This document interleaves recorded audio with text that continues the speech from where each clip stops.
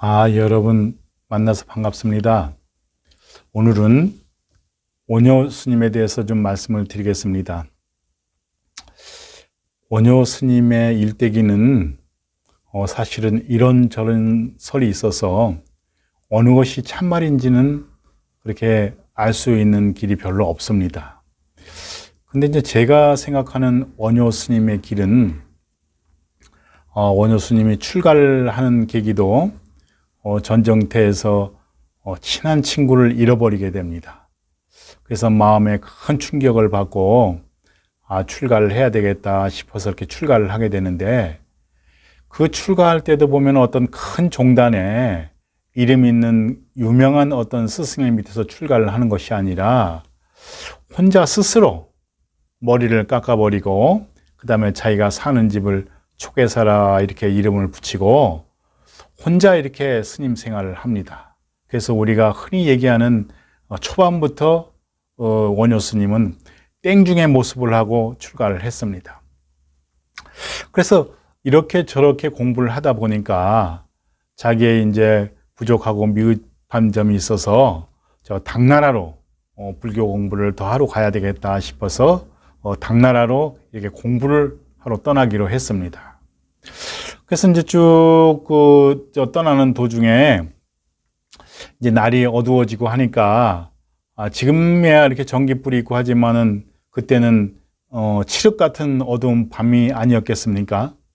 그래서 이렇게 보니까 어떤 토굴이 있어서 토굴 속에서 여러분들도 뭐 잘 아는 얘기죠. 그 토굴 속에서 잠을 이렇게 딱 청하게 되는데, 목이 말라서 이렇게 일어나 보니까 달빛에 이렇게 비치는 어떤 바가지에 물 한 그릇이 있어서 그 물을 쫙 들이키니까 정말 시원하고 맛있었습니다. 그런데 아침에 일어나 보니까 그 물이, 그 바가지가 해골 바가지였던 겁니다. 그러니까 그 원효 스님의 그 오장육부가 다 뒤틀리면서 오바이트를 하고 이렇게 난리를 치게 됩니다. 그래서 원효 스님께서 그때 이제 한 소식 하게 됩니다.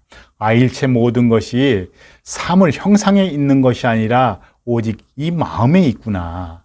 내가 좋다고 하면은 좋은 것이요, 내가 또 안 좋다고 하면 안 좋은 것이구나. 이렇게 나름 깨달음을 얻고 당나라로 공부하러 가는 것을 포기를 하고 신라로 다시 돌아옵니다. 근데 제가 생각하기에는 원효 스님이 혼자 스스로 머리를 깎고 출가를 해서 지금 요즘 말로 얘기를 하면은 그 주류 사이에 들어가 있는 스님이 아니라 비주류의 스님이었던 것입니다. 그래서 자기가 어떤 나름대로 체험을 했지만은 어디 가서 크게 대중들을 모아놓고 설법을 하거나 이런 일이 쉽지는 않았을 것 같습니다. 그래서 이제 원효 스님이 어떻게 해야 할까 고민을 하다가 나름대로 이제 머리를 짜낸 것이 마을에서 깨달음의 노래를 부르면서 거의 지금 제가 뭐 생각하기에는 미친 사람처럼 미친 듯이 그렇게 깨달음의 노래를 부르면서 마을에서 지냈던 겁니다. 그러니까 그 소문이 그때 왕의 그 귀에까지 들어가서 왕이 도대체 비범한 사람 같은데 뭔가 상당한 그런 어떤 그 힘이 있는 것 같은데, 그렇게 이제 신하가 보고를 하니까 원효 스님을 한번 데리고 와라. 어떤 중이 저렇게 마을에서 저렇게 깨달음의 노래를 부르고 하는가 하고서 이제 그 왕이 원효 스님을 불러드립니다. 근데 원효 스님은 그 왕에게 요숙공주가 있는데, 요숙공주가 사실은 초혼도 아니고 원효 스님하고 초혼도 아니고 그 전에 어떤 다른 사람하고 결혼을 해서 그 남자가 전정태 나가서 전사해서 미망인이 되어 있는 그 공주입니다. 그런데도 원효 스님은 그 요숙공주를 이렇게 포섭을 해서 이렇게 아내로 맞이하게 됩니다. 근데 우리가 일상적으로 지금 사회도 아닌 그때 사회, 신라 그 600년, 660년 그때의 어떤 그 환경이니까 혼자 출가를 했지, 여자를 만나서 결혼을 했지, 정말 땡중의 길을 제대로 걷고 있는 것입니다.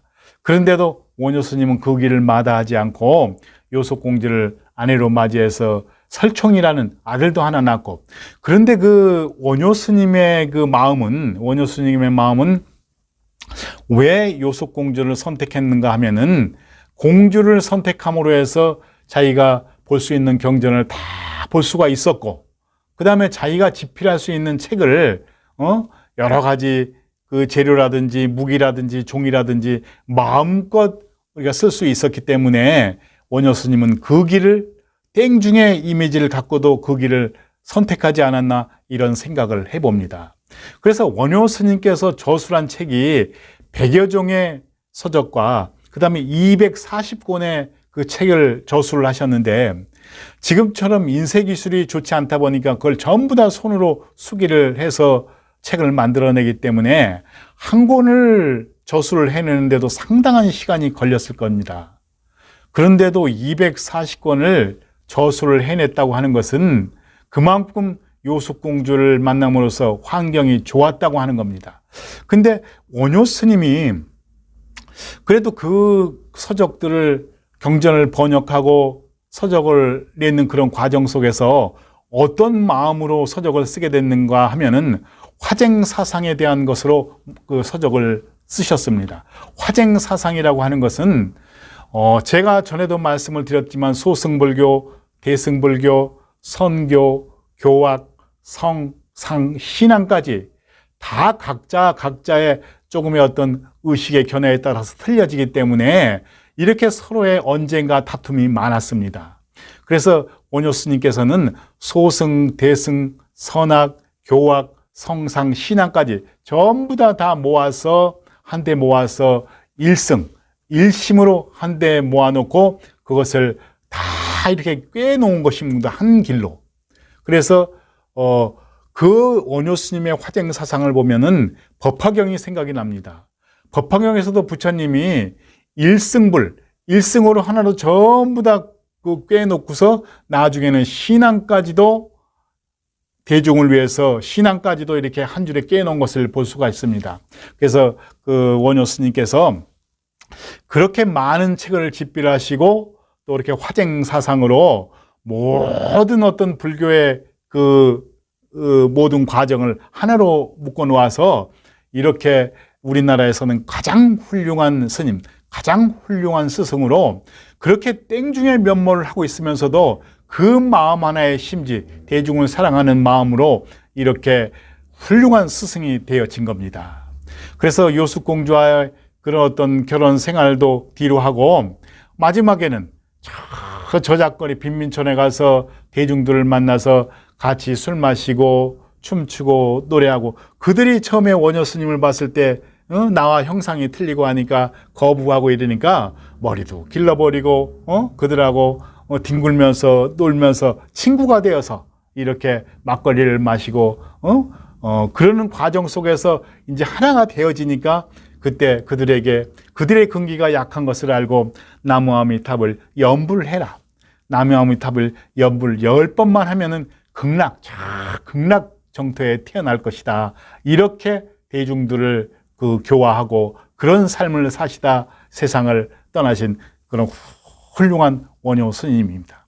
그래서 원효 스님의 형상은, 원효 스님의 과정은 정말 땡중에, 아주 땡중 중에서도 땡중의 모습을 했지만 그 본래의 마음, 근본의 마음은 정말 부처님의 마음으로 세상 모든 사람을 다 흡수하고 받아들였던 그런 어떤 우리의 스승인 겁니다. 그런데 요즘에는 이렇게 문물도 발달하고 환경도 좋아지고 먹을거리도 넉넉해지고 그래서 우리 사실 스님들도 많은 계를, 스님으로서 많은 계를 지켜서 지금 그 모든 계를 다 지켜서 스님 생활하는 분들은 거의 없다고 볼 수 있습니다. 그래서 여러분들께서도 혹시라도 스님들의 어떤 모습이 저 땡중의 모습이 아닌가, 아니면 조금 흐트러진 모습이 아닌가, 이렇다 하더라도 여러분들의 넓은 마음으로 보시고 이렇게 좋은 마음으로 보셔서 저 스님도 훌륭한 마음을 가지고 있을 거야, 이런 마음으로 봐주시기 바랍니다. 그래서 여러분들께서도 공부 열심히 하셔서 이렇게 자유롭고 평화로운 삶을 살기를 진심으로 발언합니다. 예, 감사합니다.